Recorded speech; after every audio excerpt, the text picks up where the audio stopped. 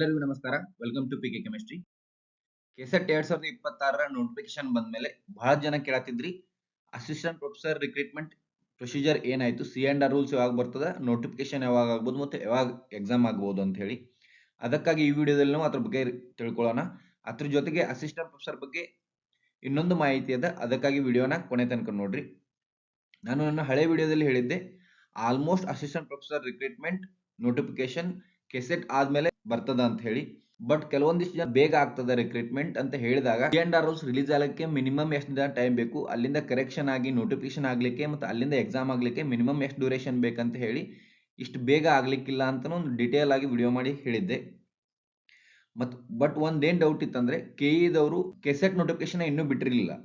But KSET exam ಅಂದ್ಕೊಂಡಂತೆ October 11ಕ್ಕೆ ನಡೆಯೋದ್ರಿಂದ assistant professor recruitment notification after KSET ನೇ ಆಗ್ತದೆ. KE ಕ್ಯಾಲೆಂಡರ್ ಆಫ್ ಇವೆಂಟ್ಸ್ ಅಲ್ಲಿ ಹೇಳಿದಾಗೆ ಅಕ್ಟೋಬರ್ 11ಕ್ಕೆ ಎಕ್ಸಾಮ್ ಡೇಟ್ ಅನ್ನು ಫಿಕ್ಸ್ ಮಾಡಿದ್ದಾರೆ. ಅವರು ವಿದಿನ್ ಮಂತ್ ರಿಸಲ್ಟ್ಸ್ ಬಿಟ್ಟು ಡಾಕ್ಯುಮೆಂಟ್ ವೆರಿಫಿಕೇಶನ್ ಮಾಡಿ ನವೆಂಬರ್ ಅಲ್ಲಿ ಕೆಸೆಟ್ ಸರ್ಟಿಫಿಕೇಟ್ಸ್ ನ ಡಿಸ್ಟ್ರಿಬ್ಯೂಟ್ ಮಾಡ್ತಾರೆ. ಸೊ ಯಾರು ಕೆಸೆಟ್ 2026 ಕ್ಲಿಯರ್ ಮಾಡಿ ಎಲಿಜಿಬಿಲಿಟಿ ಗಳಿಸ್ತಿರಲ್ಲ, ಅವರು ಮುಂದೆ ಬರುವಂತ ಅಸಿಸ್ಟೆಂಟ್ ಪ್ರೊಫೆಸರ್ಗೆ ಎಲಿಜಿಬಲ್ ಆಗ್ತೀರಿ. ಸೊ ಅದಕ್ಕಾಗಿ ಕೆಸೆಟ್ 2026 ಆಸ್ಪಿರೆಂಟ್ಸ್ಗೆ ಇದು ಒಂದು ಬಿಗ್ಗೆಸ್ಟ್ ಅಪರ್ಚುನಿಟಿ ಅಂತ ಹೇಳ್ಬೋದು. ಇನ್ನು ಅಸಿಸ್ಟೆಂಟ್ ಪ್ರೊಫೆಸರ್ C&R ರೂಲ್ಸ್ ಯಾವಾಗ ಬರ್ಬೋದು ಅಂದ್ರೆ, ನೀವು ಹೈಯರ್ ಎಜುಕೇಶನ್ಗೆ ಕಾಂಟ್ಯಾಕ್ಟ್ ಮಾಡಿದಾಗ ಮಿನಿಸ್ಟರ್ ಇಲ್ಲ, ಅದಕ್ಕೆ C&R ರೂಲ್ಸ್ ಲೇಟ್ ಆಗತ್ತದ ಅಂತ ಹೇಳ್ತಿದ್ರು.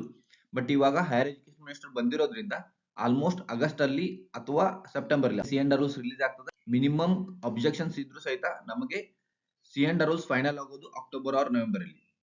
ಇನ್ ನೋಟಿಫಿಕೇಶನ್ ಯಾವಾಗ ಆಗ್ಬೋದು ಅಂದ್ರೆ, ಇಫ್ ಮಿನಿಮಮ್ ಕರೆಕ್ಷನ್ಸ್ ಇದ್ದು ಅಕ್ಟೋಬರ್ ಆರ್ ನವೆಂಬರ್ ಅಲ್ಲಿ C&R ರೂಲ್ಸ್ ಫೈನಲ್ ಆದ್ರೆ ನೋಟಿಫಿಕೇಶನ್ ಬರೋದು ಡಿಸೆಂಬರ್ ಆರ್ ಜನವರಿ ನೋಟಿಫಿಕೇಶನ್ ಬಂದ್ರೆ ಎಕ್ಸಾಮ್ ಇರೋದು ಮಾರ್ಚ್ ಆರ್ ಏಪ್ರಿಲ್ ಅಲ್ಲಿ.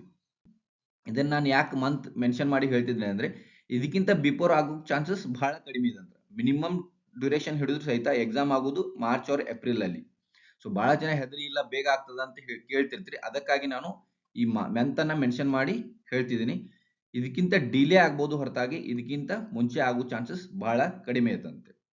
ಅದ್ರ ಜೊತೆಗೆ ಅಸಿಸ್ಟೆಂಟ್ ಪ್ರೊಫೆಸರ್ ಬಗ್ಗೆ ಇನ್ನೊಂದು ಮಾಹಿತಿ ಏನದ ಅಂದ್ರೆ, ಮೊನ್ನೆ ಹೈಯರ್ ಎಜುಕೇಶನ್ ಮಿನಿಸ್ಟರ್ ಒಂದು ಚಾನಲ್ಗೆ ಇಂಟರ್ವ್ಯೂ ಕೊಡಬೇಕಾದ್ರೆ ಹೇಳಿದ್ರು, ಹೈಯರ್ ಎಜುಕೇಶನ್ ಡಿಪಾರ್ಟ್ಮೆಂಟ್ ಅಲ್ಲಿ ತುಂಬಾ ಸವಾಲುಗಳಿದೆ, ಅದರಲ್ಲಿ ಸ್ಟೇಟ್ ಯೂನಿವರ್ಸಿಟೀಸ್ ಡೆವಲಪ್ಮೆಂಟ್ ಬಗ್ಗೆ ಸವಾಲುಗಳಿದೆ. ಅಸಿಸ್ಟೆಂಟ್ ಪ್ರೊಫೆಸರ್ ಮತ್ತು professor recruitment in state university ಸಹಿತ ಕನ್ಸಿಡರೇಷನ್ ಅಲ್ಲಿ ಇದೆ ಅಂತ ಹೇಳಿದ್ದಾರೆ. ಅದಕ್ಕಾಗಿ ಬರುವಂತ ದಿನಗಳಲ್ಲಿ ಅಂದ್ರೆ 2027ರಲ್ಲಿ GFPC ರಿಕ್ರೂಟ್ಮೆಂಟ್ ಜೊತೆಗೆ ಸ್ಟೇಟ್ ಯೂನಿವರ್ಸಿಟಿ ರಿಕ್ರೂಟ್ಮೆಂಟ್ ಸಹಿತ ಆಗೋ ಚಾನ್ಸಸ್ ಅದೇ ಅಂತ ಹೇಳಿ ಅವರು ಮಾತಿನಲ್ಲಿ ಅರ್ಥ ಆಗ್ತದೆ. ಅದಕ್ಕಾಗಿ ಯಾರು ಅಸಿಸ್ಟೆಂಟ್ ಪ್ರೊಫೆಸರ್ GF ಆಸ್ಪಿರೆಂಟ್ಸ್ ಇದ್ರಲ್ಲ, ಅವರು ಇದನ್ನ ಗಮನದಲ್ಲಿ ಇಟ್ಕೊಂಡು ತಾವು ತಮ್ಮ ಪ್ರಿಪರೇಷನ್ ಸ್ಟಾರ್ಟ್ ಮಾಡಬೇಕು. ಅಸಿಸ್ಟೆಂಟ್ ಪ್ರೊಫೆಸರ್ ಬಗ್ಗೆ ಏನಾದರೂ ಮಾಹಿತಿ ಇದ್ರೆ ನಾನು ಈ ಚಾನಲ್ ಹಾಕ್ತಿರ್ತೀನಿ. ತಮಗೆ ಏನಾದರೂ ಮಾಹಿತಿ ಇದ್ರು ಸಹಿತ ಅಥವಾ ಕ್ವಶನ್ಸ್ ಇದ್ರು ಸಹಿತ ತಾವು ಕಮೆಂಟ್ ಬಾಕ್ಸ್ ಅಲ್ಲಿ ಹಾಕಬಹುದು. Okay, thank you.